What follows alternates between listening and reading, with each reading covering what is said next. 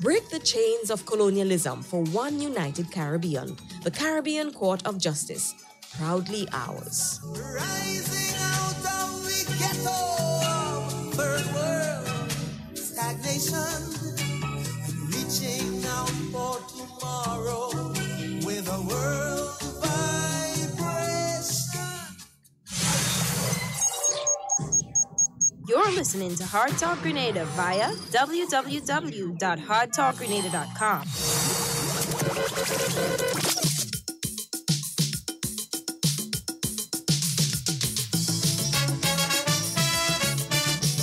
I'm proud, I'm strong. I am a Grenadian. Yes, man.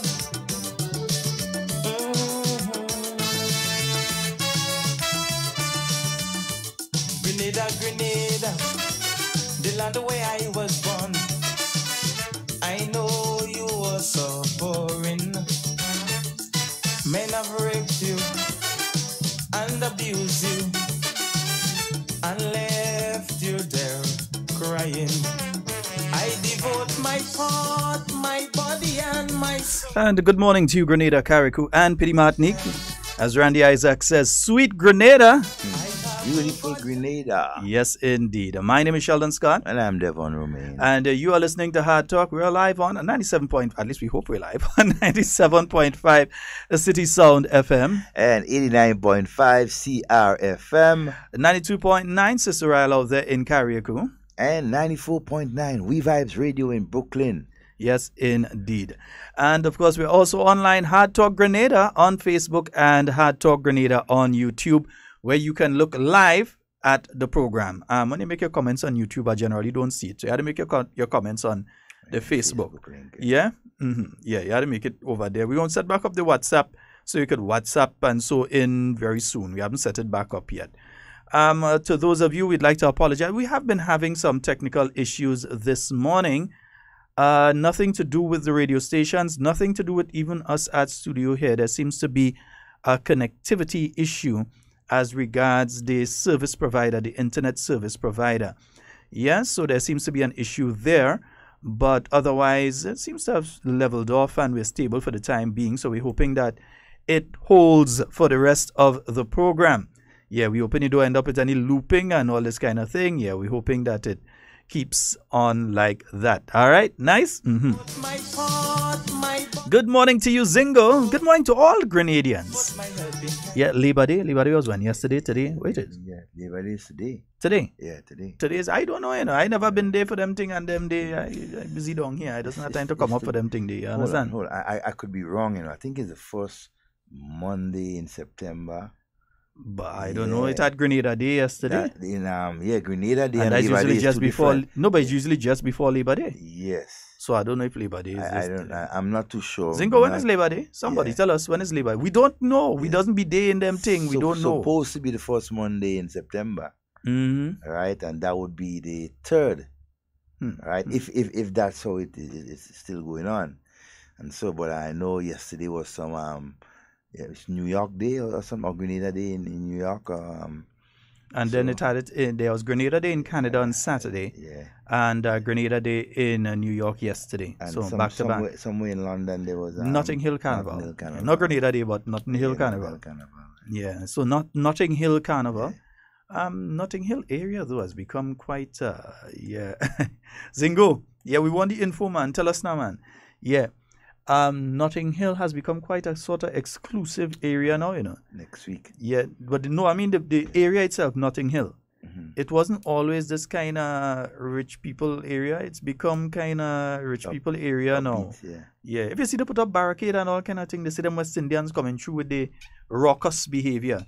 So they put up a lot of thing and all kind of thing. Yeah. So you see what is going on. We go in and uplift a community, and then they come and they bar it off and you understand. We put the place on the map, Caribbean people. Yeah, so Zingo just messaged. He said, yes, you're correct. Next week is Labor Day. Yeah. And analyst media Labor Day. But in Grenada, Labor Day and media, right. So Labor Day is next week, Monday. And yesterday was Grenada Day in New York. Yeah, so got that info. Right, yes. So first Monday in September, so next week Monday is when people will be winding down the streets and doing all kind of thing. Yeah. New York police does take a look at wine and joke and jam and thing too. They can't help it, eh? The NYPD. Even when they're on the horse and all, they're doing it. Yeah. Do a thing. Yeah. Now you pass day, the NYPD. Yeah. Now you pass day. Right, yeah, NYPD. Right, 440-7377. That's the number for you to get on the inside. Notting Hill Carnival is going on now. Okay, Zingo, thank you so very much for that info. We don't know why you're in day, but you were here, but anyhow. We haven't gotten the fogging schedule for this week yet. As yet, yeah. The guys and ladies, we know that you all, while you're in and between and you're driving to the locations and so you're passing around, you do hear hard talk. So, Mr. Kenny James and company, see if you could send that schedule to us. Yeah, we would like to have the schedule and things. See if you could send it to us there, and we will be okay, right? Nice, beautiful. As we said, 440-7377 seems to be holding steady for the time being, huh? 347-329-3101. Yes, and we'd like to say a ain't glorious Grenadian good morning to all of our online listeners. And expect to see Chris and them on this morning. Chris and them busy. I was playing Jab yesterday. Yeah, I was playing Jab and all kind of thing in England yesterday. So I don't know if Chris does play Jab or he does go and watch people play Jab or whatever it is. Kaya, good morning. I haven't seen Kaya for a while. Not online I'm talking about, as in person. I haven't seen you for a while. Hope everything is okay. Beverly, Muscles, the muscle man. Dave. Anyone feel to call us from New York and let us know how the Grenada Day went? Give them the number, Devon.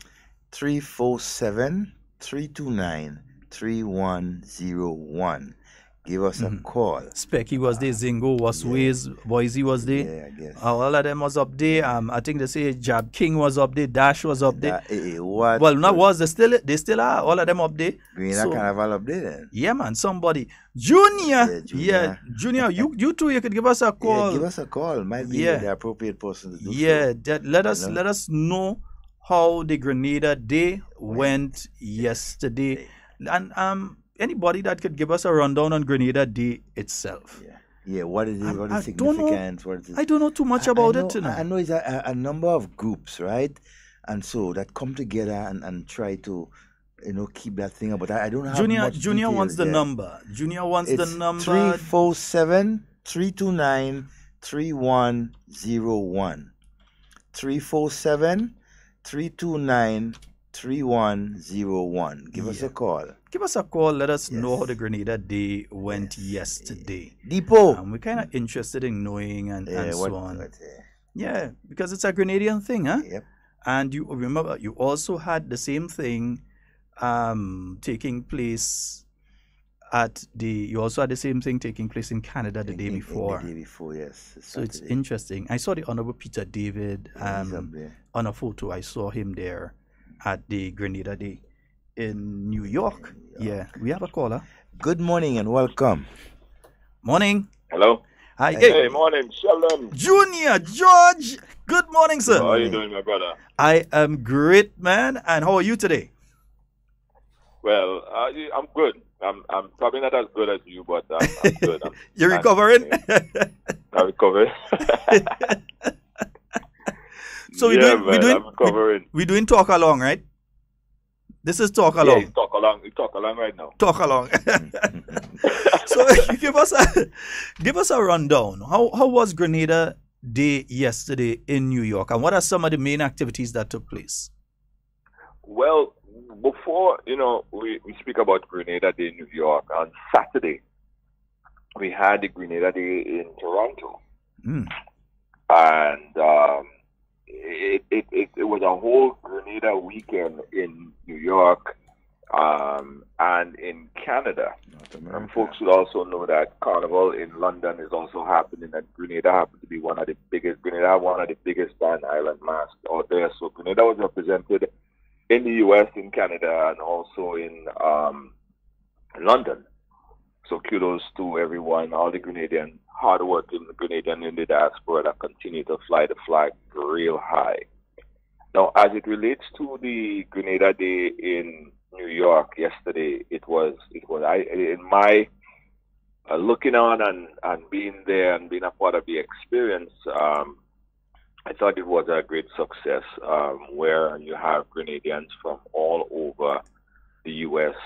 Travel into Brooklyn to be a part of that experience. It's like a massive reunion. As I said to someone yesterday, seeing everybody there, it felt like I was in St. George's or by Wall Street or something, you know? Mm-hmm. Before, like in past years, Grenada Day in New York used to be held in July, right before the carnival. But what the organizers used to have, and the organizers are Grand Cap United, headed by Mr. Michael Vincent and his team. So the event used to be held in July, but the issue that everyone used to complain about was that it didn't have sufficient artists to speak about, because at that time all the artists would have traveled back to Grenada already getting ready for Spice Mass. Mm-hmm. So I think this was the second or third year that they actually moved it from July to, after Carnival. Mm-hmm.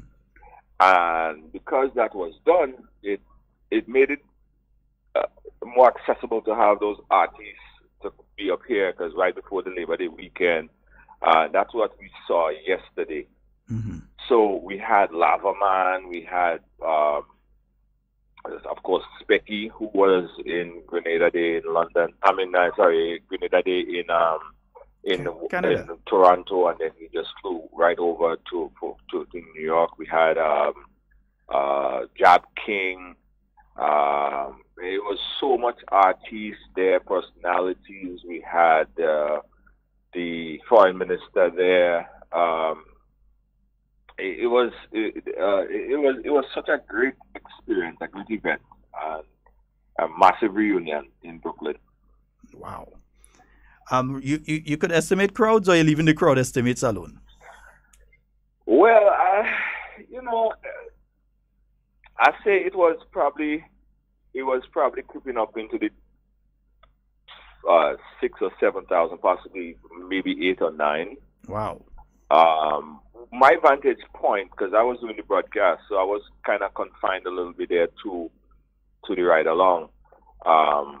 So it was not until later I got a chance to go on the stage when Talpi was performing, and I was like, wow, I didn't even realize there was so much people there. So by doing that, I didn't even get a chance to really get a good estimate of it. But I would say like in the range of about possibly touching 7,000-8,000 people, possibly more. Wow. Wow. But it was a great event. Grenada was really represented to the world. And I even saw people there that was not even Grenadian. A lot of people from Jamaica, people from St. Lucia, they want to come and experience the job culture. A lot of people from, I saw some folks from St. Vincent that was there as well. So it was a great opportunity to showcase and highlight everything that Grenada had to offer. Another highlight of the event, I would say, is that a lot of the Grenadian local sponsors also came up to be a part of it, like Century 21, Grenada.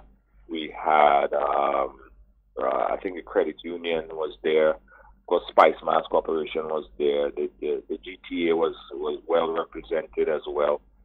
So it was a good opportunity to connect the diaspora with local sponsors, and I think it was.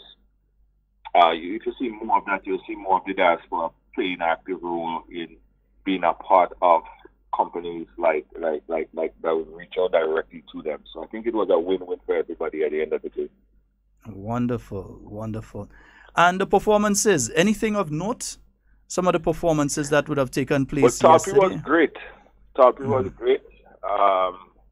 I thought his performance was well. He came up well in the Talpi area. They always come up with a jab thing, The Talpi performance was really good. He came up with his two sons. They performed as well. Lava Man tore up the place. Mr. Killer performance was great. He also performed. His performance was great as well. Oh. Jab King came.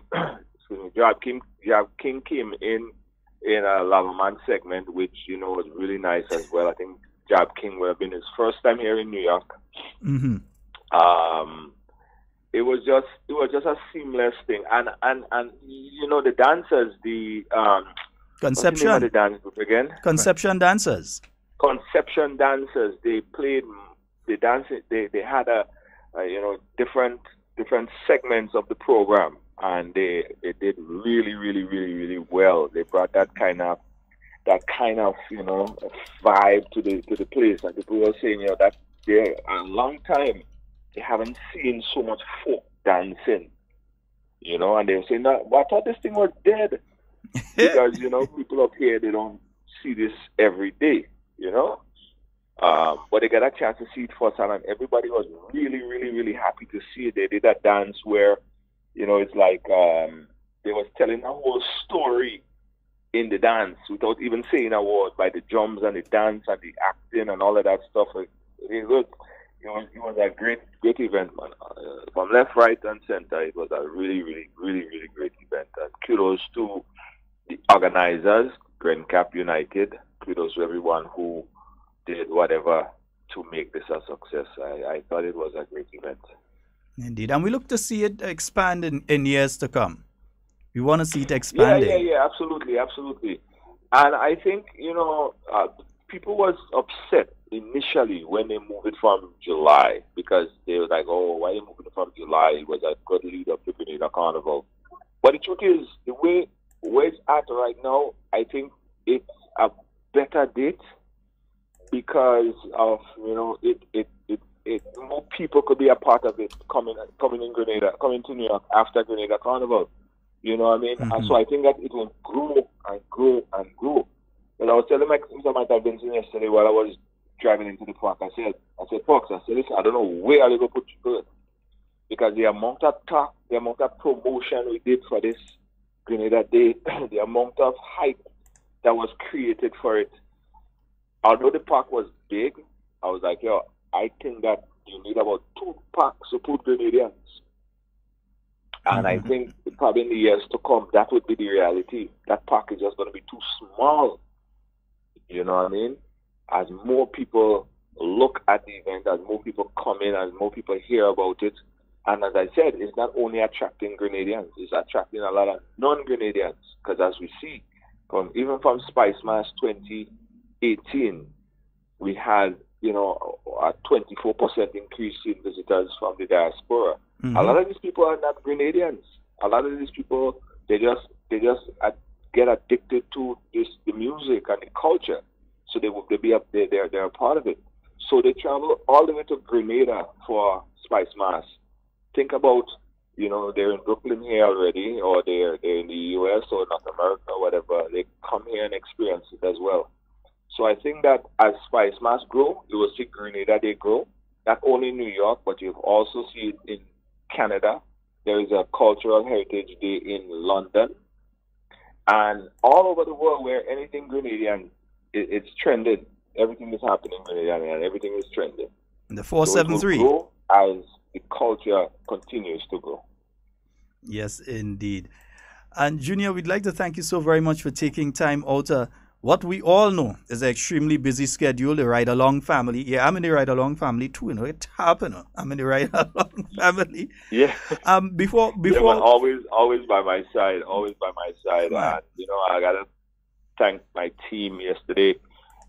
We set out to do, you know, a broadcast to bring the Grenada Day live to the world. You know, coming up to the later part, we had some internet difficulties with both of our providers. So I don't know if they need to expand on it.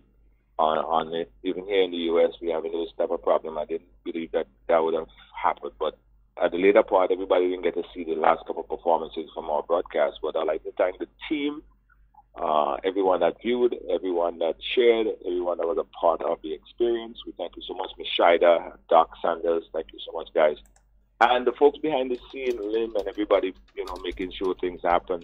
We appreciate everyone who, you know, all the pages, Nazim, and everybody else who's a part of whatever, sharing whatever we do here from New York. Really appreciate it. And to you, Sheldon Scott, as you say, my brother from another mother, thank you so much. And the team there at from your program. We appreciate you so much. Let me ask you something. Before we go, last thing I want to say really quickly is that I want to say thanks to, I didn't get a chance to officially say thanks to the people who came out and played Mass with us in Grenada in amazing colors and was a part of the Grenada Spice Mass experience. The truth is, after reading the articles, they said that there was a 24% or so increase. And on our end, we saw a huge increase of foreign support in our band, probably like about an increase of about 30-40%. We had about 60% of the band being from outside of Grenada. And that bodes well for people who are interested in learning more about our culture, not only the jab, but the modern night, the cookie mass, and all this other stuff. So as that continues to increase, I think that we'll see more people coming in. And like I said, thanks for being a part of our band, and thanks for everything, and putting on that shirt and jumping up in the street and just being a part of what we do. So Junior, everything. My last one before you go though. What's up with Ride Along for this evening? What can we expect? Well, we're working a couple of stories, Sheldon. We're working a couple of stories. Our team will debate about topics for the day, and we're in the middle of debating on one or two topics. There is hot in the air right now. We have the Catholic Church who is just apologized to the about some actions. We want more than apology. We want jail. So we debated on that. We debated on a brother had a conversation about Grenada, Trinidadians that's coming into Grenada and the expansion of the music, and so that's another debate we're working on. Working about 4 different stories. So the final one would be probably out by probably about 2 o'clock today. We'll know exactly which one, because it's always a debate on what to go with her.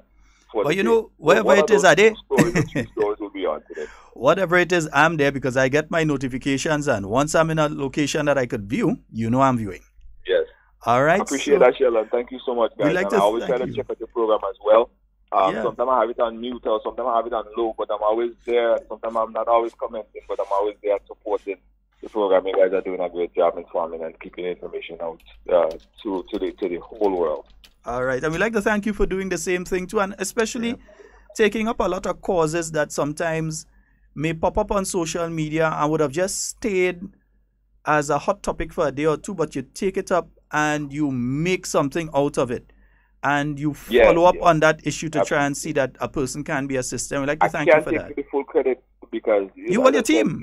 And it's a team. It's a big team effort. I'm probably the face that people see, but it's really a big team effort that, a lot of people that are out there and looking out for topics that we should discuss or should highlight, should bring light to and stuff like that. And sometimes it's not the very most sexy or popular topic.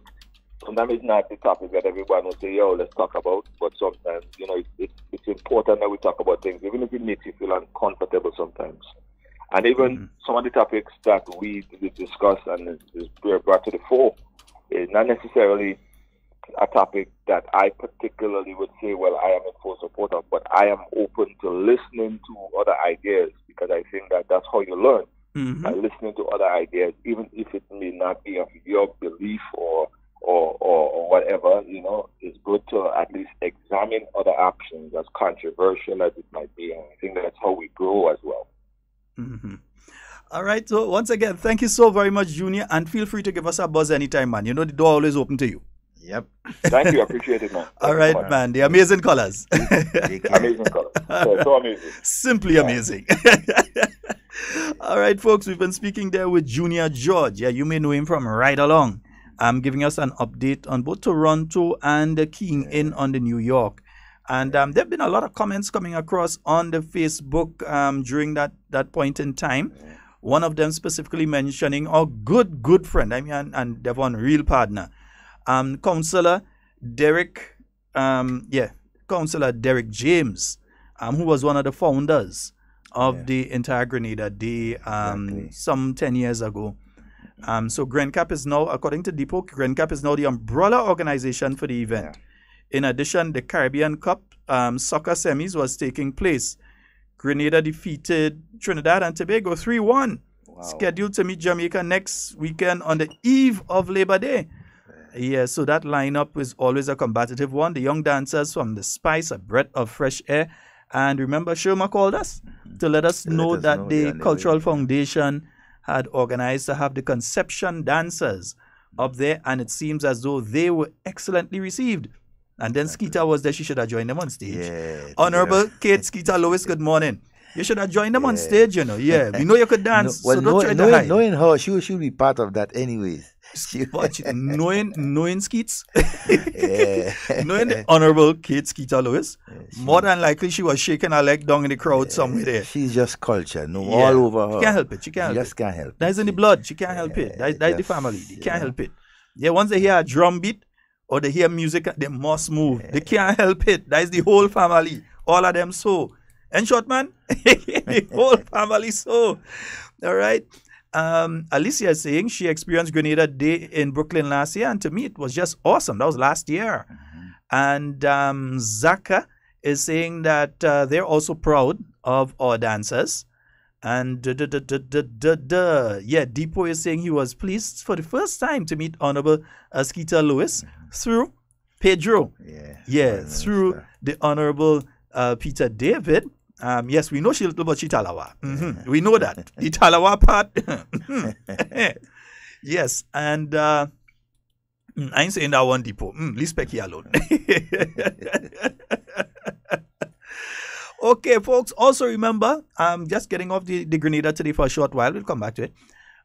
This Wednesday, it's going to be taking place at the Grenada Trade Center. It's going to be the CCJ Advisory Committee. They're going to be staging that meeting under the theme Breaking the Change of Colonialism.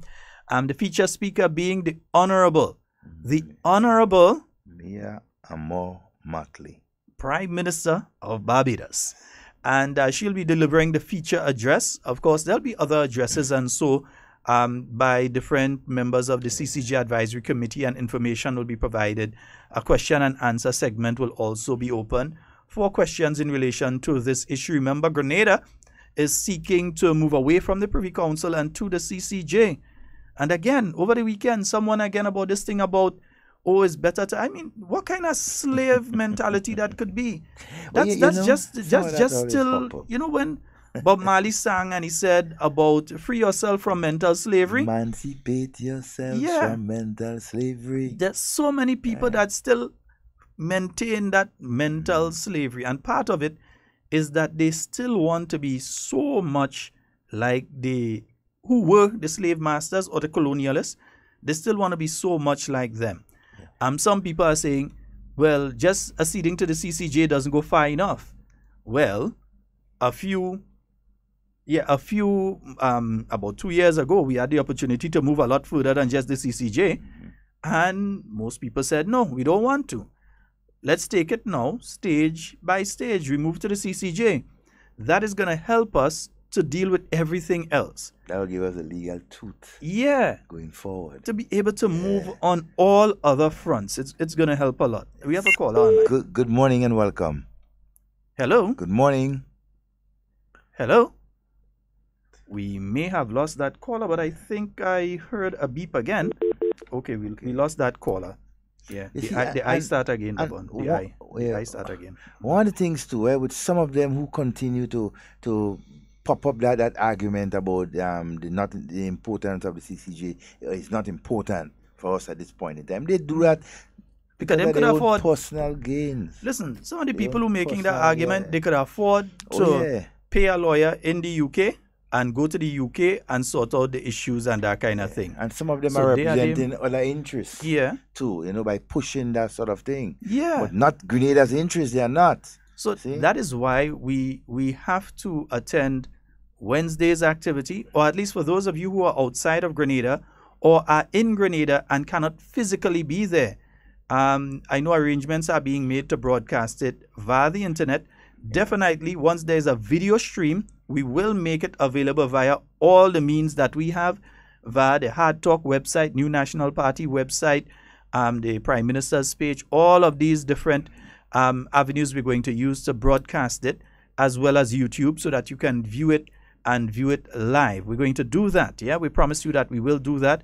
Also, we are attempting to get some of the radio stations to broadcast as well. So you can look forward to hearing it on the radio stations. I don't know if any of the television stations may be able to broadcast live, because I know that you have, with GBN at this point in time, you have the CPL taking place, and I'm not too sure if MTV may be able to accommodate.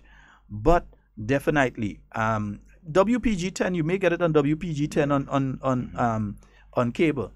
But we will do all that is necessary to ensure, and I'm saying we because I'm part of the advisory committee, we will do all that we can to ensure that as many Grenadians have access to the information as possible, because it's all about getting all Grenadians to have access to justice at the same level, not just the upper echelon, not just the people that have a couple $1 million in the bank stored away somewhere and can say, well, okay, I'll take this case to the Privy Council, but the fishermen and the farmers and anyone else who would be able to go and not have to leave Grenada, but to come to our courthouse in St. George or in St. Andrew and have the video conferencing capability to argue their case down to the final court of appeal. And some people try to give you the impression, no, it's not for the artists who do their song and to cover their copyright and that kind of thing and may have a case. And it's not for the fishermen and the farmers because they will never have a matter to go there. Yeah, that's some of the impression some of them give you. But you never know what is to come in the future. Nope. Yeah?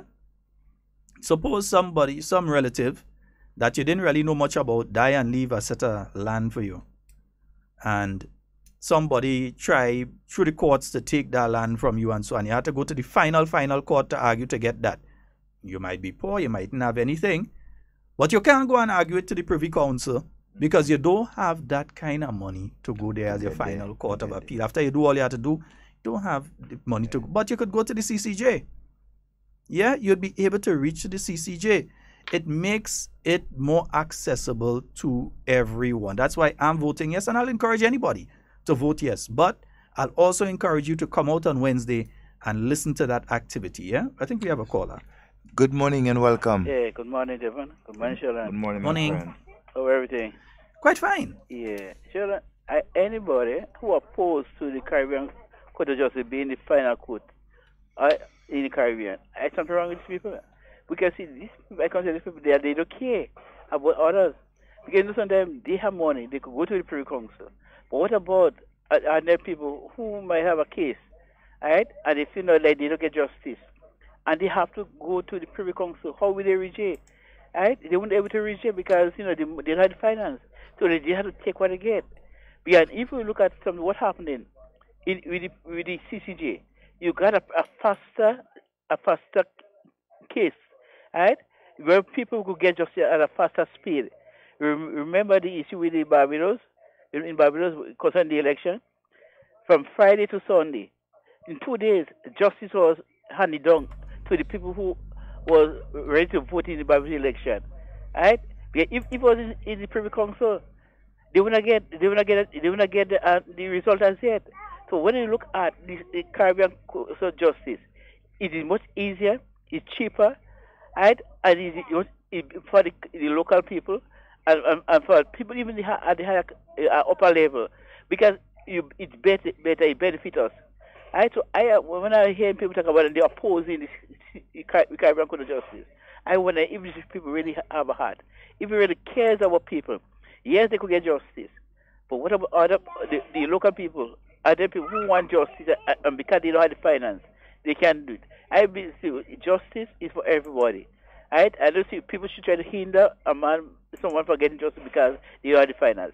I don't see great people, as we have the CJ meeting coming up Wednesday, come out, go out and listen to what is said, and you will get enough information about the CCJ, which is good and better for we, the Caribbean people. So, Brother Devon, Sheldon, you all have a wonderful day. And all right, my friend, take care. And Neil, good morning to you, bro. Yeah, good morning to you. I hope you're having a wonderful morning this morning. And one of the other arguments they keep having is that, it's better to have these people that don't.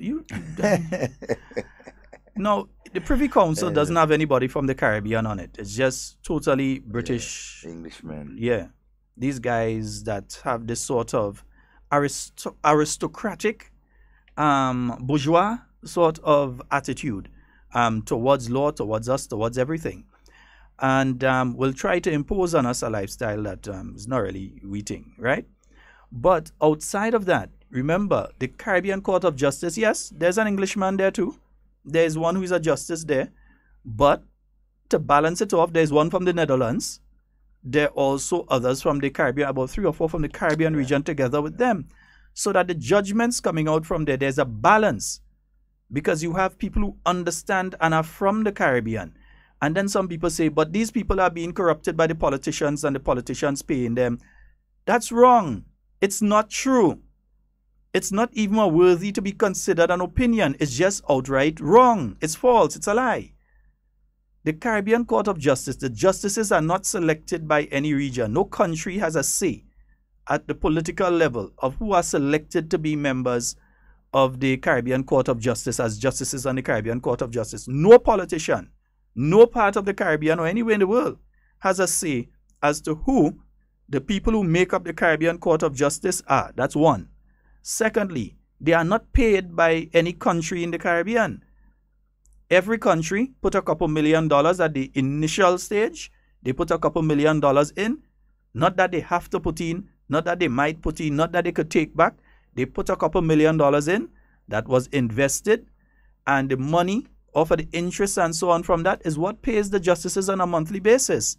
And governments throughout the Caribbean, parliaments throughout the Caribbean, have absolutely nothing and no say in how that money is distributed, how that money is spent, and so on. In fact, on the legal level, you would have there's a committee that looks after the finances. And again, it's not involving politicians at any level. Independent of everybody. Yeah, so it's an independent thing. So the thing about is the politicians and them who controlling it is absolute nonsense. Let's rubbish that argument for what it is. Rubbish. Yeah? We always want to blame the politicians for everything. But to rubbish that argument even more, and I don't know what sensible person could come with that argument in front of intelligent people. You could try that maybe in front of a stupid person, but not in front of intelligent people.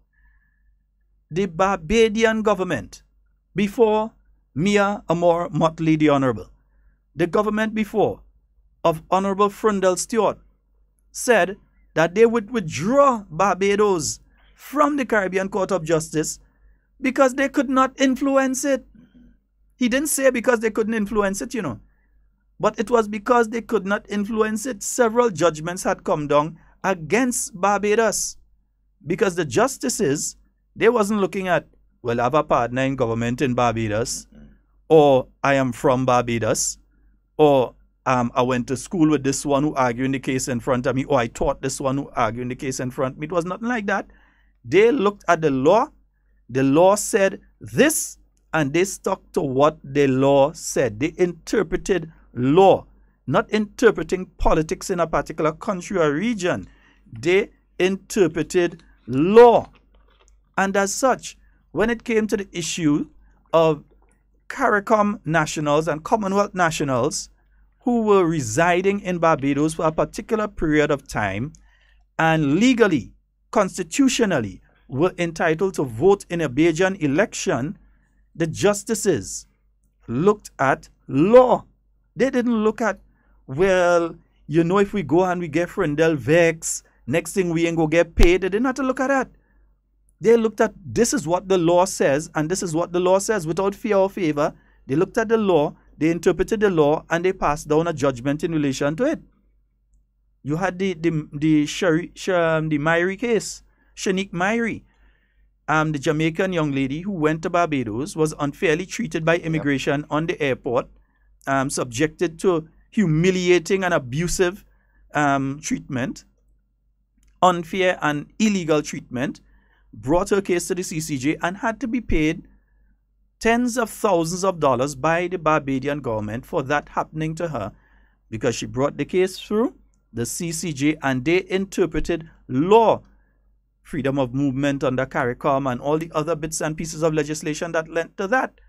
So with all of that, don't you think that if the Barbadian government politically or otherwise could have influenced the court, she would have won that case, where they would have had to pay how much thousands of dollars to her.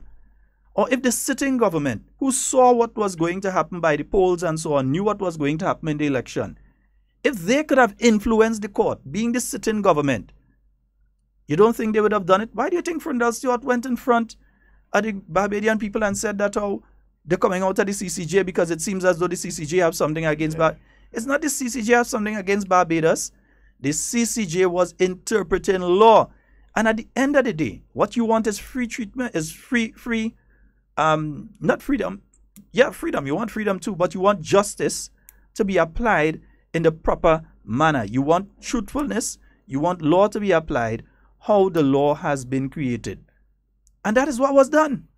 And you see, and he was vexed. And you see, with that judgment too, it gave confidence, right, to the Caribbean people that, look, no matter who we are, where we are within the Caribbean, we can get justice right here in the Caribbean from the CCJ. All right, so it has instilled that confidence, in my view, in people, right, moving much faster, countries moving much faster to adopt the CCJ as their final court of appeal. That's the only way the Caribbean people, we can really take care, right, of our own legal business. By having our own people, right, representing us, right, making decisions, right, according to law, but who knows about the conditions within the Caribbean. You know, and that is so important. And then to balance it off, you also have individuals who no connection to the Caribbean at all. At all. So you know that they're looking at things, because it's always good to look at things from different perspectives. Oh, yes. I often say, if you want to see the beauty of a house, you can't just stay inside it. You have to come outside. Yeah. You have to look at the house from a distance off to see how the trees are around it, look and that kind of thing. If you have a drone, get a drone shot at the property. Exactly. So you have to view things from different perspectives. What it looks like from the inside, what it looks like from the outside. Successful businessmen view their products in the way, not as they're the creator and the person who create the product and selling it, viewing it.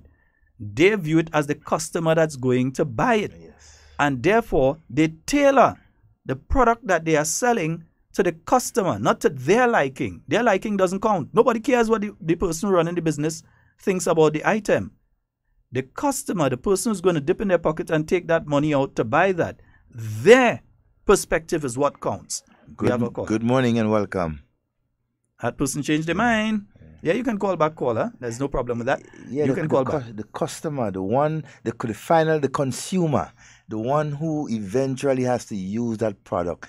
That's where you get that result from, that acceptance, as I tell once as a businessman. Because you could have all the product with best name, best brand, packaging, everything like that. But if it is not accepted by the consumer, you're wasting time. Yeah, nobody bothering with you on that. Yeah.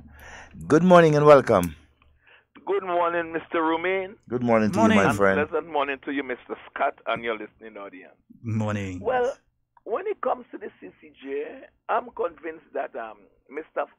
Ferguson and his team, they are doing an excellent job in terms of the awareness campaign. And I find, generally speaking, I'm convinced that it will pass and people are on board. Because, as time goes on, they're seeing the need, and for us to do things, with people that look like us. And I believe it will pass.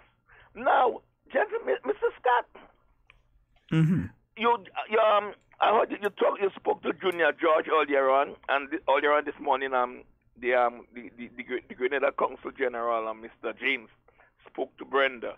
Well, he was on? Yes. Okay, I had no idea. And apart from that, all what I have seen so far and hear about Grenada did this year, it was the best. I have been to a couple of them, and they was excited too, the amount of people you're meeting, friends and otherwise. But they say, all indication, even in Toronto, this year, it was the best.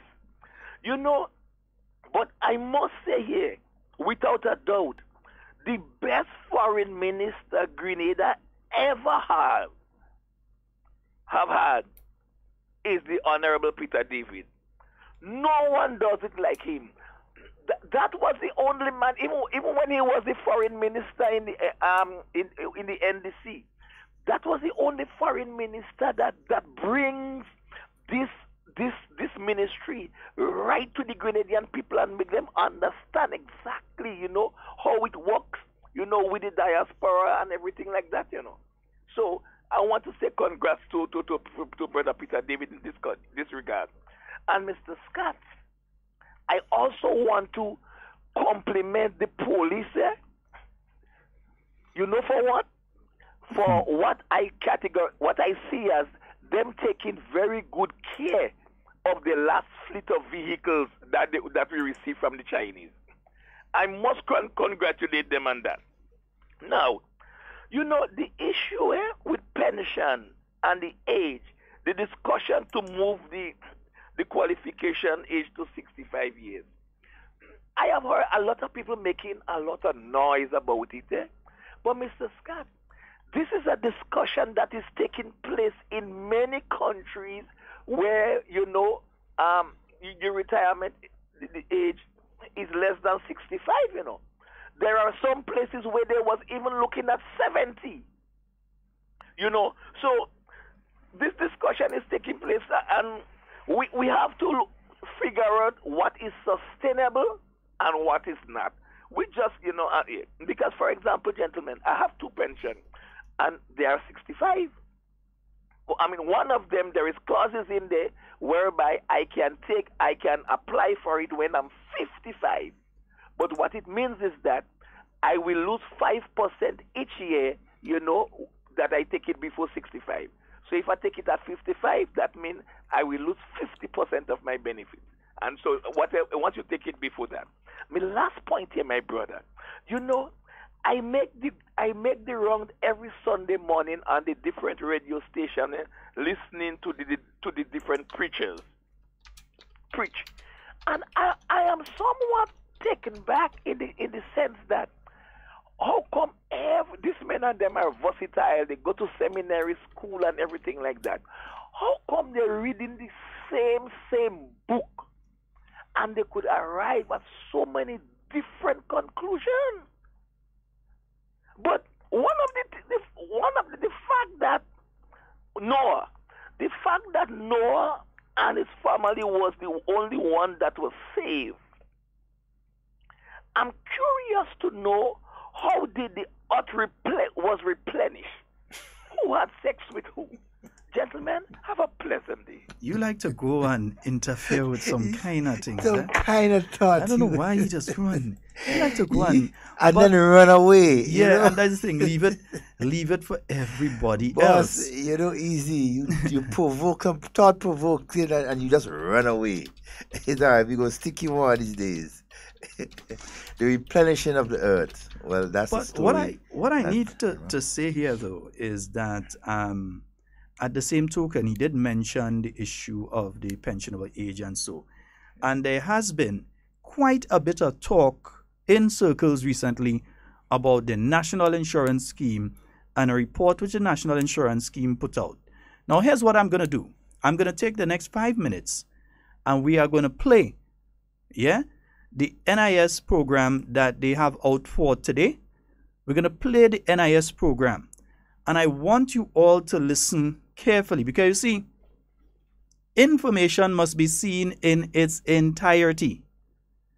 If you take a little piece off from the front or a little piece off from the back, the information may be perceived wrong. You may get the wrong perception of the information. And when it comes to finances and so, you have to see the holistic picture. So let me play this. And you for yourself, listen to it carefully. Listen to the figures. Listen to what is said carefully. And then we'll speak afterwards on it. So let's play the NIS program that was broadcast this morning by various radio stations. Let's play it for you now. And listen carefully.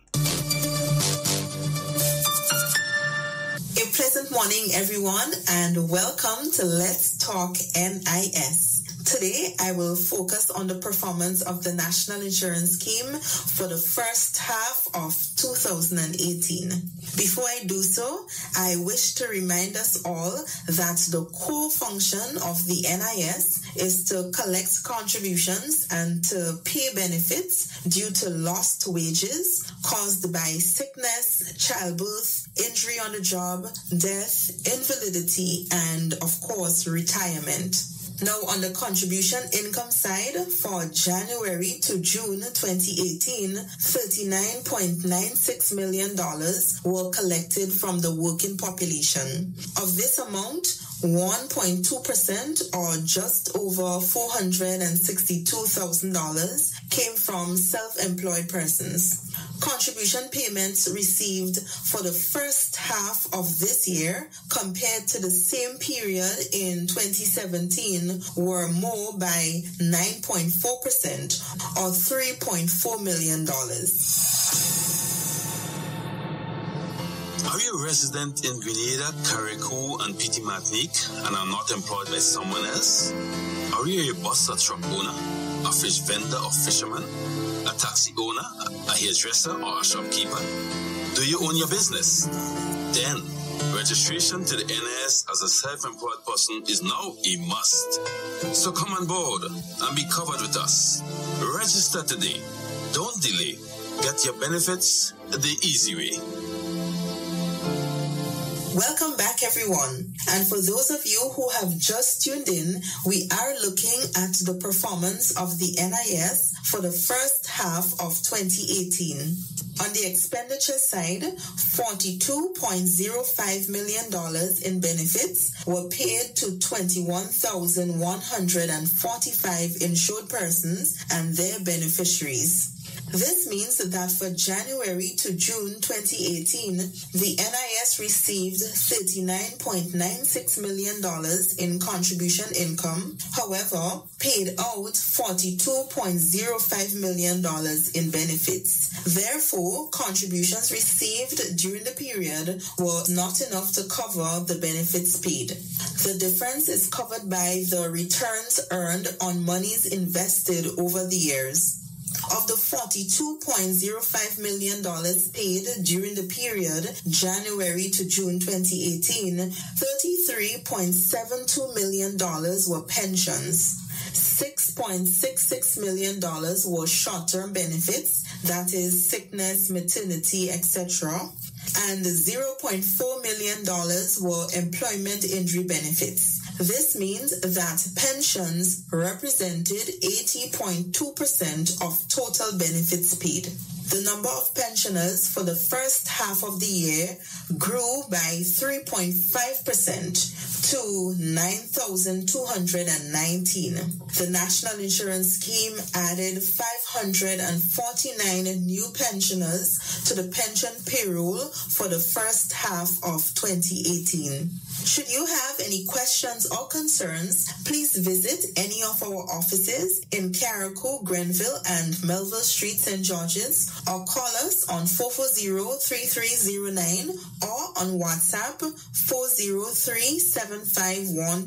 You can also follow us on Facebook and on Twitter. Simply search for the NIS Grenada page. This brings me to the end of today's program. I am Lisa Douglas. Have a great day, everyone.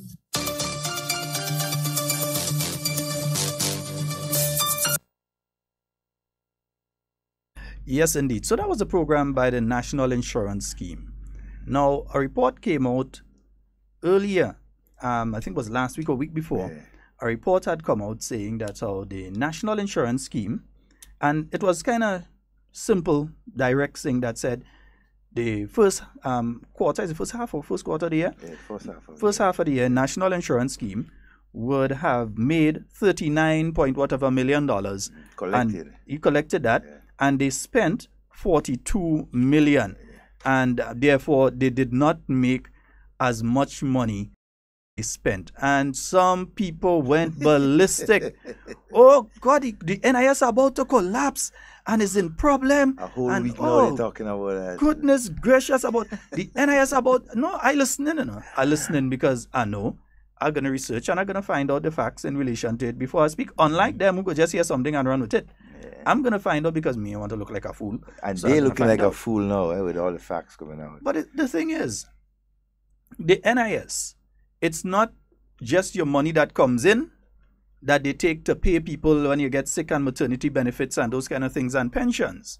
Yeah, what happens is that the NIS has invested a significant amount of money in various things that give returns to the NIS, liquid cash that they can use for different things. And especially in cases like this, where they have a period, yeah, that they would not have had as much, what do you call it again? As much contributions as the payments that they have made, that they would be able to ride that storm, cover that, without having to dip into, like, break any bonds and so on that they have inside. They don't have to touch that. They have significant enough investments that they would have enough money to handle that. They call them the reserves. Right. But it cannot continue to be a situation. It cannot continue to be a situation that happens perpetually. That every month you end up, because this is for a period of time. There may have been times during that, and I'll find out because I'm going to request the information from the NIS. There may have been months that the NIS got more contributions than payments that they made. And there would definitely have been months that they received less than they paid out. But we understand that some people would hear that and suddenly be concerned because you say, but how you could have a business? And if your business making $10 a month, you only, your business is spending $10 a month, but you're only bringing in $5. And you'd be worried because you say, well, a business like that will bust after a while. But that is not the situation with the NIS, because the NIS has investments that bring in returns. In other words, interest payments and so on. So even if the NIS has $200 million involved in some organization or some scheme somewhere, and I don't like to use the word scheme because when you say scheme, people think a negative thing, but has that involved in some plan or whatever it is, and they are gaining how much million off of that on a yearly basis. That how much million, remember the 2 million remains there, and they're using the interest off of that to do things like when they fall short to be able to deal with that. But it brings into focus a larger question. The larger question is the issue of pensions. Yeah. Serious. That's the larger issue here. Because as mentioned by the caller just before, and callers will come back to the phone, and I think it's important for us to make this point before we take any calls again. The important thing to note here is out of the $42 million that the NIS spent during that period of time, 33.7 was pensions. 33.7 million out of 42 million that the NIS would have paid out during that period, yeah, were pensions. 6.6 million were short-term things like maternity and, funeral benefit and those kind of things. So they paid 6.6 million out in that. Maternity and funeral benefits and those kind of things. Because a lot of people don't realize if you're paying NIS and you have a child, that you could collect a maternity benefit or paternity benefit from the National Insurance Scheme. A lot of people don't go and get the money, but you could when you have a child and you're paying your NIS and so, right? Then 0.4 were employment injury. So people who got injured on the job and you had to get a benefit from the NIS to take care of you for a period of time, that was 0.4 million. So 400 and something thousand dollars basically, right? That was paid in that. But you had an increase in the number of pensioners during that period by 549. In other words, the pensions, the amount of pensions that they paid increased by 3.5% up to 9,219 persons. These are people that every month the NIS has to provide a pension to. And those now were additional persons from last year. 549 additional persons from the period before. Mm-hmm. So that 9,219 is inclusive of an additional 549 people that would have retired the end of last year or in the first half January, February, of this year. Yes. So these people retired and entered into the pension scheme. And you had to pay them. This is why the discussion of moving the pensionable age up further is so important. And I don't think that some people are against it. They're saying, well, okay, I don't want to have to wait until I'm 65 to get my pension. But throughout the Caribbean, that discussion is taking place of moving the pensionable age from 60 to 65. Well, not just the Caribbean, the world over. Well, part of the reason Greece collapsed is because of that. They had too many pensioners, so you had a set of people that was receiving benefits but not contributing back to their scheme. Exactly. And you ended up with the entire thing collapsing, because if every month you ended up in a situation where that you're receiving, let's say receiving 20 million. But every month you had to pay 60 million. Obviously, it's going to collapse after a period of time. But in the case of Grenada, that's why we're having that discussion of moving the pensionable age from 60 to 65. I believe there have been reports, accrual reports and other things that would have suggested that Grenada go that direction. But it seems as some elements within our society are against it. Some are for it, some are against it. Moving the pensionable age. But if the pensionable age is not moved, then a person who could have been working and contributing to the pension scheme, to the NIS, National Insurance Scheme, for an additional 5 years, instead of that, becomes a burden for that 5 years on the scheme. I won't say a burden, right? Well, no, it's a burden. It's a financial burden, because that scheme would have to be paying a person who otherwise could have been contributing back to it. So it's a final. Okay, let me change it. The word burden. We go change it. Make it feel as if it's anyhow. Yeah. We go change the word. We go change the word. I agree with that one. We go change the word. I agree with that one. We changing the word. But we would become an additional financial constraint. Expense, yes, financial or an additional expense. Yeah, we have to be very careful with some of the words. Yeah, it's simple to understand though. Yeah, that 3.5% increase. So this has nothing with government not paying contribution. Government has been paying their contribution. Exactly.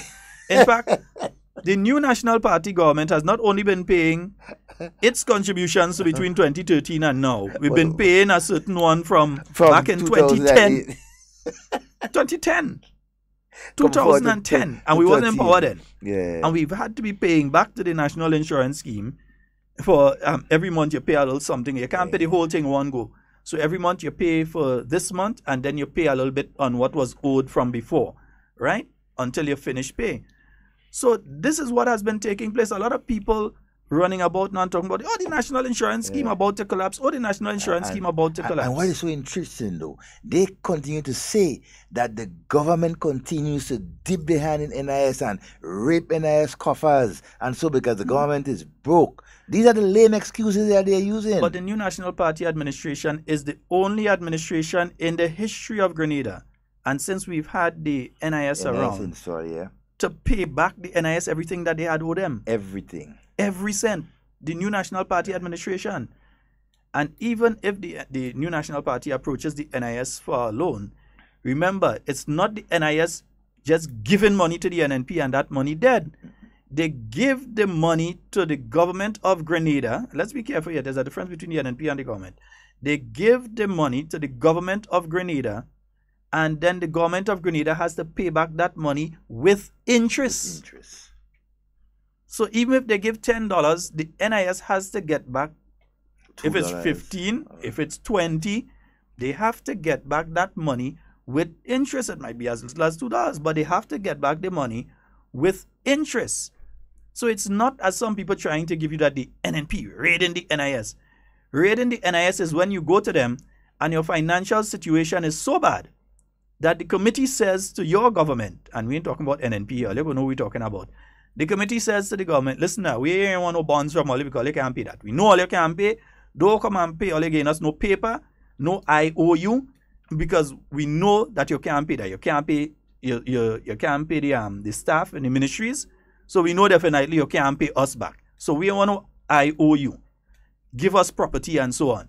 So then the government of Grenada, not under the new National Party, take so much properties, Dr. Quarters here and Juliet in Tong and all sort of things, worth millions of dollars. But they even take property that is not theirs too. Thing was bad. Thing was real bad. Bad. They get properties. When I want to talk about the NIS pension, let me have those discussions. Let's we can have that Let's discussion. Have fruitful discussion yeah? with NIS. It wasn't the New National Party that did that. It was another administration just before the NNP that did that. A former that passed off a set of properties to the thing, pass off a set of properties onto the NIS and so on, in able to get money out of the NIS. Because that NIS board did not trust that Minister of Finance and that government to be able to repay if they give them an IOU, or they call it as a bond or treasury bills or whatever they call it. I can't remember which is which. Bonds and treasury bills. They wasn't taking that from the government of Grenada. And remember, at that point, they'll take it from this government. I remember that was a board that was set up by the then government. Well. So imagine they don't trust their employer. Their employer didn't trust. The own board didn't trust them. You understand? So that was significant, very significant. And so because the board decided that, look, we cannot trust the kind of financial, mishap that you're in, right? To just give you money just like that. Exactly. Let's secure it. So they said to them, listen, we ain't want no treasury bills, bonds, and them kind of thing. We ain't want it. We want no IOU and them kind of things. We want hardcore cash or we want hardcore properties or shares. So all of a sudden, and this is what happened under the NDC administration. The NDC administration, their Ministry of Finance, gave the NIS the assurance that they were going to transfer, I think it was about $20 million worth of Grenlec shares to them. Yeah. But I don't know who at the point in time had bongs their head. Because you cannot sell Grenlec shares without first offering those shares to WRB Enterprises. In other words, the parent company, the major shareholder of Grenlec. Should get first preference. They have to. Legally, it's part of the agreement when the shares were sold to WRB in the first place. Part of the agreement says that how you have to offer those shares, first of all, to WRB. But somebody in the NIS at the point in time maybe fall asleep, and somebody in the Ministry of Finance knew something and was trying to pull one. Because what ended up happening is that the NIS gave the government of Grenada at that point in time millions of dollars for shares that the NIS never got. Up to this day, the NIS doesn't have those Grenlec shares. The NIS was paid back. Yeah, it was paid back by paid government. Back, and still being paid back by this administration. They are being paid back by this administration because the NIS find themselves between a rock and a hard place, because here it is, they forwarded that money to the Ministry of Finance, the government of Grenada, under the NDC administration, and we know who was in charge of the Ministry of Finance at that time. Well, I feel afraid to say Nazimbo. The coffers. Yeah. The money was forwarded to them, but then they couldn't send the shares over to, the shares could not be transferred to the National Insurance Scheme. It could not be transferred to them because legally it had to be offered to WRB first. So the NIS get caught with their pants down. This NNP administration had to come in and sort the entire thing out, because the books at the NIS would have been looking extremely different right now if they didn't, if the government of Grenada didn't do what they had to do. By I think they ended up giving them bills or bonds or whatever they call it, treasury bills or bonds or whatever, to cover the cost, and then they've been repaying the National Insurance Scheme. That is what was done by the NDC administration. When you want to talk about the NIS and rip off of the National Insurance Scheme and endangering it, let's speak about that. $20 million or so in Grenlec shares, and then you had shares that remained from Cable and Wireless, brewery shares, all those sort of things that would have been accruing interest that would have been going into the treasury of Grenada. Those shares were handed over to the NIS. And the thing is, the irony of this whole situation is that, look, these monies were not, sought after to invest, to go into capital projects or even anything that you can have returns. It was used to pay salaries, most of it. And that is, that is the sadness about it, That is to show you the direction the government then, right, around 2012, and so was going. They were basically bankrupt and depending on monies from the NIS to pay salaries, not to invest, not to build bridges or roads or whatever, but to pay salaries. But the other thing, and we have to return to this particular point again, the issue of the pensionable age has to be agreed on and moved on, because if we continue having people retiring at the age of 60, if we continue having that happening, then we are going to have, because you have an increasing, especially if you have improved health care. Yeah? Not just here in Grenada, but all over. You have increased health care. People live longer. And Grenadians, we had like Banga, we just live long. Yeah? And you know so they're living longer, and it means, therefore, that they are going to be benefiting for a longer period from the national insurance scheme. So as your health care improves and your elder population is there for a longer period, and we want them around for a longer period of time, but we don't mind spending for them. We don't mind paying for them. But that they spend for us. Yeah, we don't mind. We spending any amount of, there ain't no burden. We spending that money on them. So we don't mind. But once they live longer, they are also going to be taking up more resources and so on. Why can't we have them, live longer, but also contribute longer? If there should be an option. The option can be, you can, as our friend was talking about, he could retire at the age, take early retirement at the age of 55. You receive a one-off payment, and you receive a reduced payment over the period of time until you attain the age that you should have been pensionable at, and then you receive a pension, but it's a reduced pension, I believe, from that period of time going forward. That's what I think should be happening. But there seem to be some people that have an issue with the pensionable age and people being pensioned at this age and that sort of thing. A 5 years additional. I look at some people who are 60 right now, and these people are still competent and capable. Yeah. You've had a situation, for instance, within government ministries, that if you look at a government ministry, the government ministries, the lineup of SAOs and permanent secretaries, if you look at the lineup of SAOs and permanent secretaries 5 years ago, and you look at the lineup now, it's a totally different lineup now.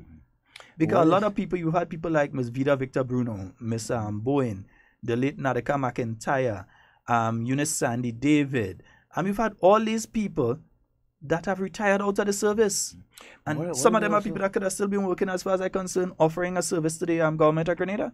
What is also significant, if you look at the workforce, right, the age, right, of the majority of workers in our country, right, so as they say, within the public sector and the private sector, that is contributing towards NIS, it is made up of primarily persons in the 40s, 50s, right, and just entering 60s.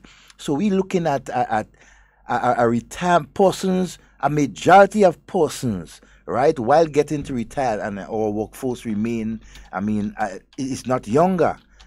A lot of younger persons, in my view, right, and plenty of them are not employed as those who are in their 40s and 50s who are getting ready to retire, right? So there has to be that discussion when it comes to pension, right? It cannot, in my view, it cannot remain at 60.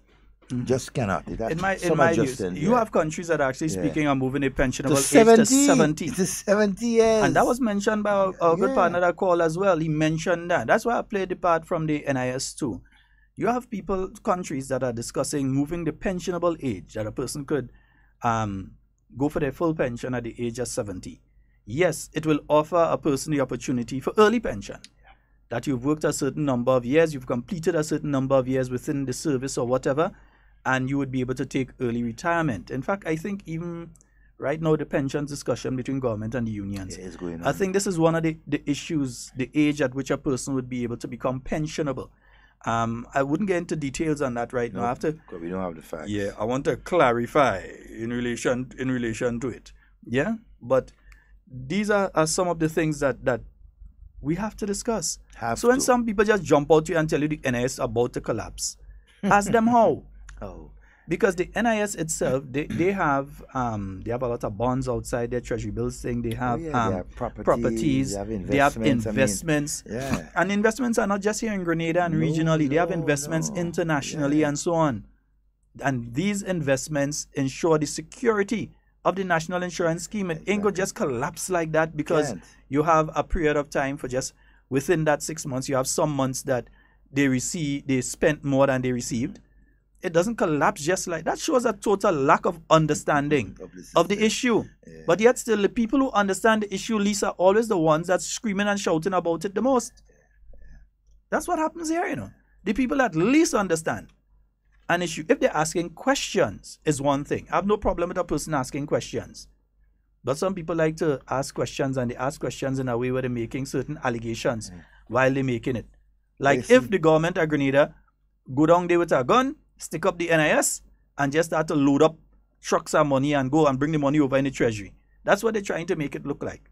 And then we must not forget again, for their own narrow political gains, right? They're trying everything, the utmost, right, to bring down this government, no matter what way it is, right? They would look at NIS, they would look at the economy, right? So we have to pay attention, and we have to ensure that the Grenadian people get the facts, right? What is a fact? The facts cannot hide. What is truth is truth, right? We must understand it. So that is why we're here, right? To explain, to gather the information. And we don't speak when we don't have the correct information. We gather our information and then we give it to the persons outside here, right, to take it in. Right? It will be a disgrace and a disservice if we come here and give you false information, right, that will affect your livelihood or your family's livelihood. And we will not do that. Sometimes people wonder why it is that we do not speak on issues. No, it's not that we don't speak on it. We find the information first, and then we put the information out. And the phone lines are open again, 440-7377, and the overseas number 347-329-3101. Yeah, so we did have a couple calls coming in while we were discussing this particular issue, and both on the overseas and the local line. We don't know if the questions are in relation to that or other things, but you can call. Yeah, whether it's on the NIS issue or another issue, you want to tell us how Grenada Day was, you want to tell us how Notting Hill Carnival was, we don't mind. You could give us a call and let us know. All right, so 440-7377, man. 437-329-3101. Right. And just as a reminder, I mean, we in the mood already, to all parents and students and so, final week preparation before the commencement of school, the opening of school, new term, right, the 3rd of September, most schools, we open, the preparation has been going on for weeks now, but I hope that mostly all our students, right, have gotten the books that they have to get, right, or still trying to ensure that you have everything, books, bags, uniform, everything in order to attend school on Monday or Tuesday, peace of God, of next week, all right? So we say, hey, don't give up, continue ensuring that our children benefit from all of that, okay? And Hannah is making a point here. She says the workforce is very young. What you're having is that you're having an increasing number of young persons within the workforce.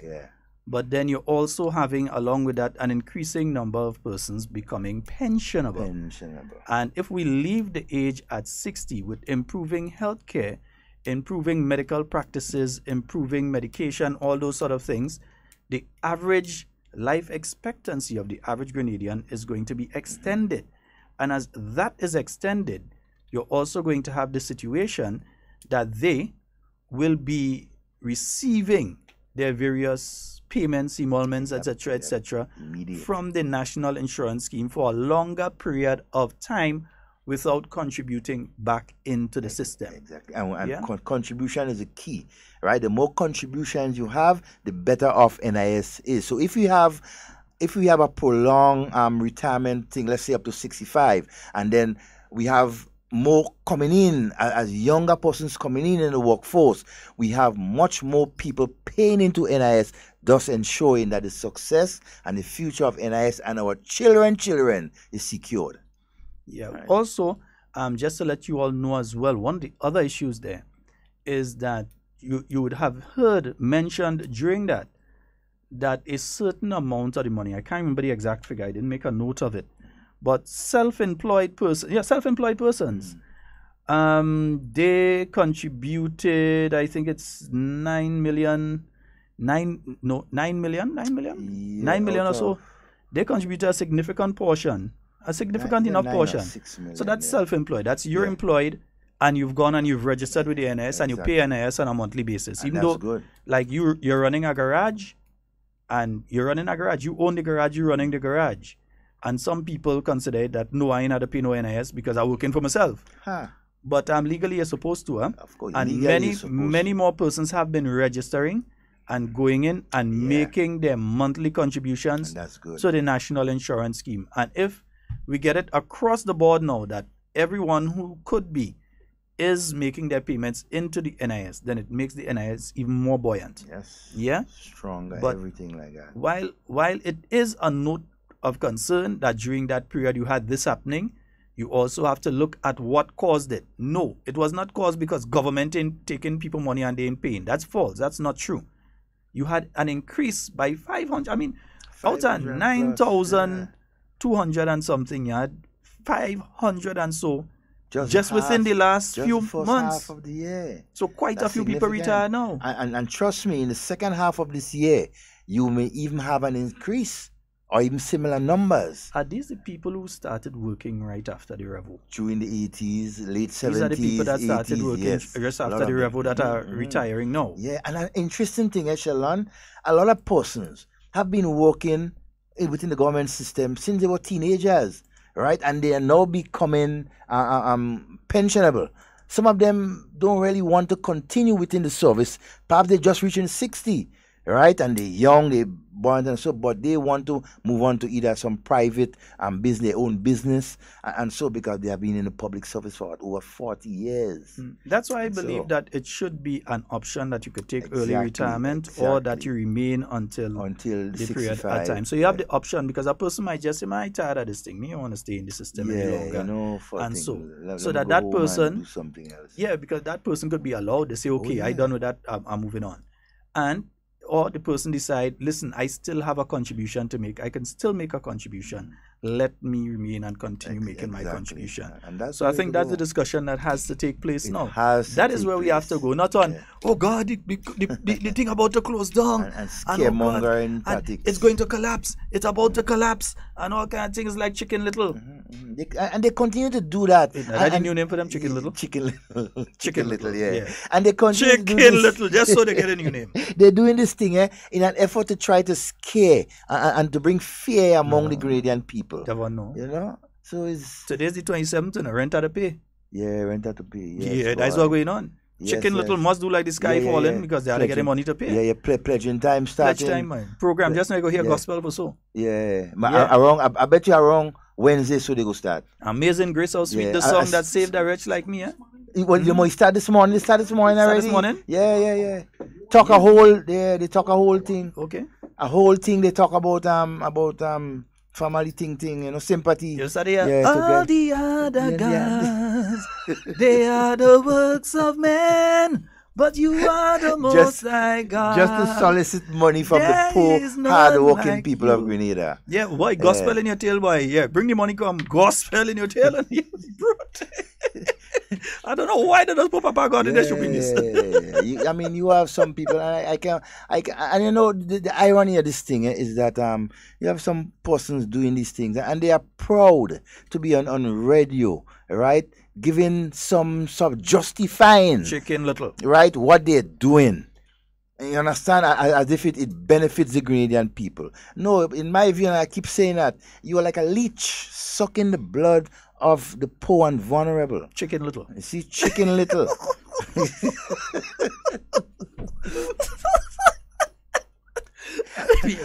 And we all have to make our contributions.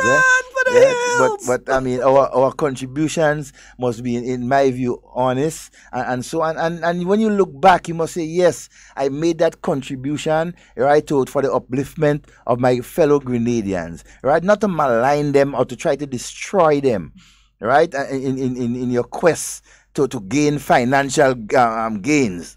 You understand? Don't do that. Don't try to destroy your fellow Grenadian so people could give you more money. But if them see a cockroach by the side of the shout, head for the hills! Depot is saying, don't know if you guys were privileged to see the 2018 Spice Mass magazine. No, I have not. Neither do I. Professionally done graphics, second to none. It magnifies this cultural event with kaleidoscope effects. Kudos also to Spice Mass Corporation and those who manned that booth yesterday. Showcased the best of our beautiful country and an attitude envied by many. well done. So that's going out there from Depot. Yes, Augustine, I'll try to be a nice boy today. We'll try to be a nice boy today. The day is almost end, so you can rest assured that we will be nice in the next 10 minutes. Oh boy, yeah. I ain't touching that one. Not me. I'm not touching it. It's staying the right way there. Muscles, good morning, bro. I hope you and the staff out there are well. Yeah, what's cooking in the kitchen, bro? Hope everything is okay. And our Brooklyn family. Yeah, we hope all of you are having a wonderful day today. Well, our New York family, or American family, wherever you are. Because we have quite a few listeners from, you wouldn't believe, North and South Carolina. I don't know what it is with those two places. They have a lot of Grenadians living up there, man. Yeah. There's significant amounts of Grenadians living in North and South Carolina. As Even well. Atlanta. Yeah. Georgia, Atlanta, Georgia. I know Houston. There's a significant Grenadian population in Houston, Texas as well. There's also significant populations all over Florida. Forget Florida. Florida connection. We haven't heard from Leslie for a while, man. He must be extremely busy. He was here. I saw his mom. I think he left sometime just last week. Guess he was that busy though. Yeah, when he comes, usually, he comes for work. So when he comes, it's just to outfit, do what he has to do, and then he's gone again. He's gone again, So sometimes he might be listening, but he can't message in, and so because he's so busy. But Leslie, we hope you're having a wonderful time, bro. Wherever you are. Yeah, we hope everything is going well. And you know where to find me. You know where to find us. You definitely know where to find us. We wish you all the best, my brother. Yeah. All right, keep the flag flying. Mm-hmm. And so, Hasn't find a picture of Chicken Little. A little thing about Chicken Little. Chicken Little. Sky falling. Head for the hills! 440-7377. That's all. Sweet Grenada. 440. Hannah, leave me alone. 440-7377. Oh yeah, Depot is asking you to handle that Scenes Day, Devon. We go see what we could do for that. Oh, definitely, Depot. As soon as I finish here, I'm going straight there. So we'll, Why all the way trying to pull me in this thing? Leave me alone. What a soul. Behave on yourself now. Relax. Woosa. Good morning. Yes. Good morning to all the persons who are friends of the Father Madigan Home for Boys in Grenada. All right. Good morning to all of you wherever you are, and continue doing the good work. All right, for the boys of the Father Madigan Home. But before we run out of time, we need to remind the people out there in St. David, of that constituency fundraiser that's going to be taking place at the constituency office there this Friday from 1 p.m. On sale, Lambie Waters, bakes and fish cake, fried jacks, Bigfoot sauce, barbecue pork, barbecue chicken, and a solid bar awaits you. So that's going to be taking place this Friday. That Lambie water, that favorite Lambie water. I think she had a patent that, Yeah, she got patent it. Yeah. She had a patent that. Folks, that Lambie water. And on behalf of the St. Andrew Southwest constituency, we'd like to thank each and every one of you that turned out this Saturday, except Sheldon. And Devon. But my contribution is definitely coming. I will explain, but I reach as far as Granitang. We won't tell you why he couldn't go further. I reached as far as Granitang. That is to tell you, I was on the way. I got as far as Granitang. And in fact, I'd like to say a special good morning to the folks out there at Papi's. Down by the Seven Sisters waterfall there.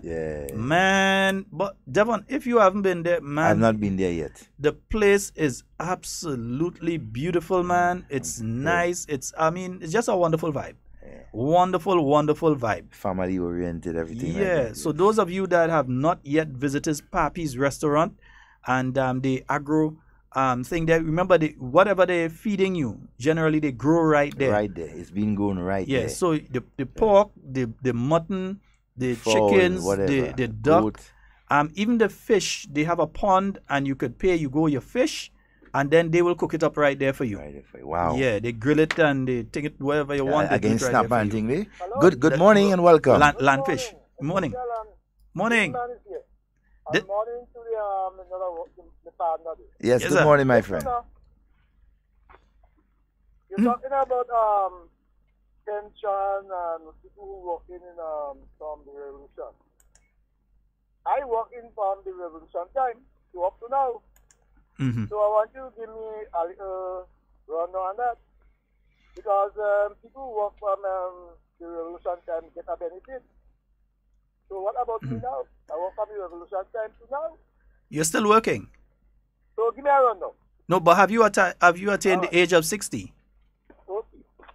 Okay, first thing is that you have to have worked for, it's 24 and a third? Yeah, 24. You have to work for 24 and a third. You have to work, well, this is if you're going to qualify for the government pension. Yes. You have to work for 24 and a third unbroken service in a pensionable position. There are people that have been working since the 1980s in a position that is not a pensionable position, so they would receive their benefits and so from the national insurance scheme, but they won't receive those benefits under the government pension, right? And in order to be pensionable, you must attain the age of 60.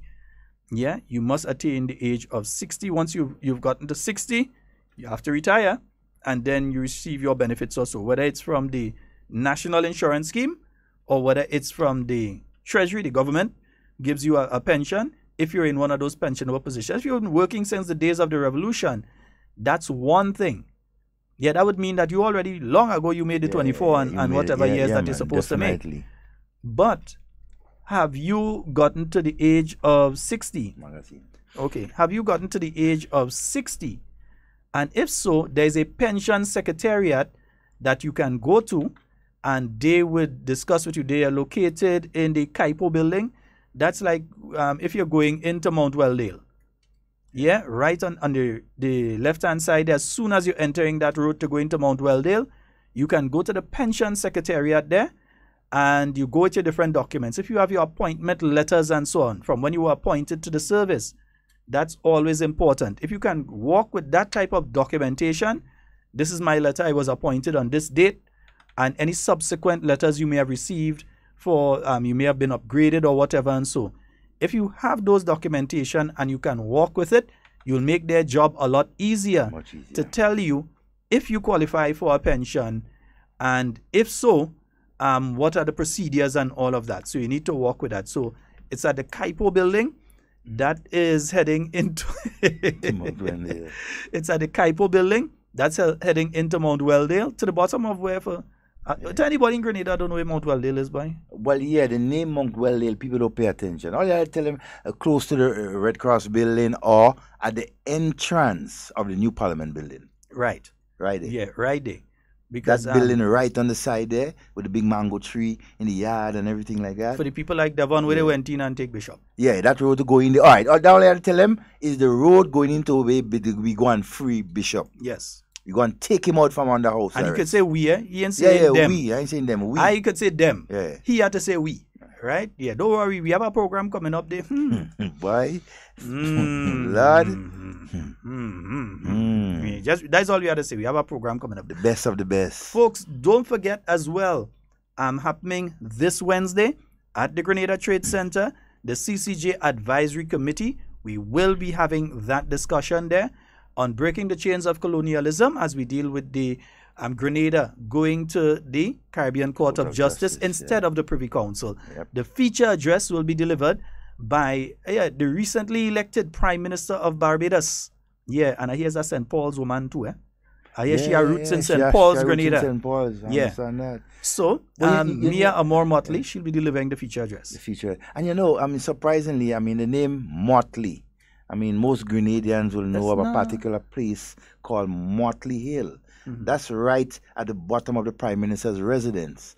That road right there, and that road that's coming from by Decal gas station. It's not a popular surname in Grenada. No, it's not. It's not. It's not a popular surname. And so I think she got the Motley from her father's side, but her mother is the one that's from St. Paul's. Yes. Okay. That's what I heard. I'm not confirmed it, but that's what we're hearing. I think the Motley, her father, Bajan, that's where the Motley basically originated. But her mother, full-blood Grenadian. That is why she could win 15 seats. Yeah. It's that kind of thing with us. Yeah, that kind of thing with me, Grenadian. she win 15 by 2, eh? 15 by 2. 15 by 2. Well, yeah, 15, it's a clean sweep. 15 by 2. That wasn't a sweep, but that's a vacuum. A very high-powered vacuum as well. Oh, my God. She only dust. Yes. But anyway, she'll be here in Grenada on Wednesday. And we'll be having a question and answer session, short question and answer session, and that kind of thing afterwards. So you can come on out to that. Would have been a nice thing for Hard Talk to have a 5-minute interview with her. You never know. I know that, but you never know.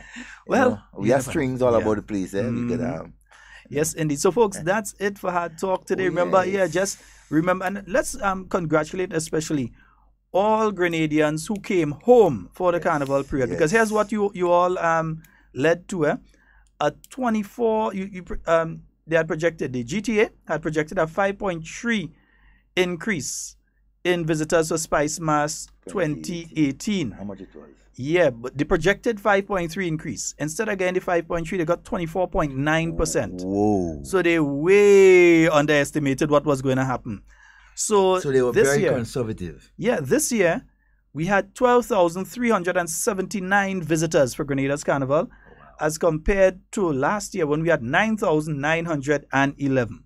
So way more visitors. I mean, we're talking about those who came in on for 20 days prior to Grenada's Carnival, coming down to the Carnival itself. But via airport, what about those who come in from no, they count those who come in by them people are sneaking. Yeah, we can't count them. And them kind of things. So we can't a couple hundred. Coast Guard go handle that. Yeah, cool. They don't mind coming yet, but they came in. They came in and did their thing legally and then they back. Yeah, and then they went back. Yes, so we have to understand that this is very important. Oh, that's good news, and that's really good information, really good news coming out from Ms. Patricia Meyer. Yeah, I hope that you're having a fabulous day today. So the GTA, they initially expected 5.3% increase. Instead of that, they got a 24.9% increase to 12,379 persons coming into the Spice. I would know it because I was hearing them playing right through down there, boy. Right through. Compared to 9,911 in 2017. And if we continue the way that we going, we surpassing that 12,379 next year if we continue the way that we're going. And if you check it, mostly all the major airlines that visit the Caribbean were part of Grenada's festivity in 2018. Most of the major airlines that come to the Caribbean. Yeah, man. From Carl, American Airlines, JetBlue. JetBlue nearly end up jet white. Fussy fly. Blue rub off. Nearly end up jet white, we. Canada, you understand? British Airways, American Airlines spend so much time here, they nearly turn it Grenadian Airlines. You understand? But they take off the American flag and put a Grenadian one on it. Anyhow, we gone past our time. Folks, that's all the time we have for today. It's been wonderful being here with you. My name is Sheldon Scott. I'm Devon Romain. And in everything you say and do it safe and secure. We want to be speaking to and with you. And not about you. Yeah, because Peace out. You guys know we love you. We love you. Bye.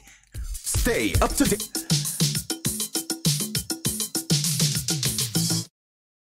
Via text or WhatsApp on 405-8683 with your name, email, and constituency. Stay in the know with NNP. Get updated.